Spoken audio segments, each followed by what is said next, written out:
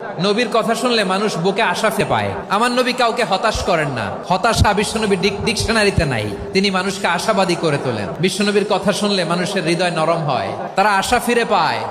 বিশ্বনবীর মুখ নিঃসৃত পবিত্র প্রতিটি কথাই আশা জাগানিয়া। সুবহানাল্লাহ পড়েন। আপনি প্রিয় নবীর মুখ নিঃসৃত বাণীগুলো পড়েন, কথামালাগুলো শোনেন, দেখবেন আশা পাবেন, বুকে আশা পাবেন, ভালোবাসা পাবেন। কারণ তিনি এমন সত্তা, এমন পার্সোনালিটি, তার কথা শুনলে হৃদয় নরম হয়ে যায়।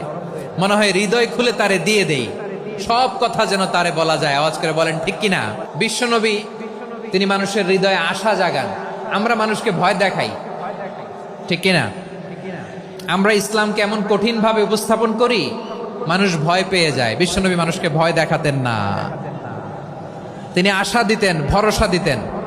কানা রাসূলুল্লাহ সাল্লাল্লাহু আলাইহি ওয়াসাল্লাম ইযা বাআসা আহাদান মিন আসহাবিহি ফি আমরিহি কানা ইয়াকুল বাশশিরু ওয়ালা তুনাফিরু ইয়াসসিরু ওয়ালা তুআসসিরু। কাউকে কোনো দায়িত্ব দিয়ে পাঠালে সাহাবাদেরকে তিনি বলে দিতেন প্রত্যেককে যে বাশশিরু ওয়ালা তুনাফিরু, মানুষকে সুসংবাদ দিও, দিন থেকে ভাগিও না।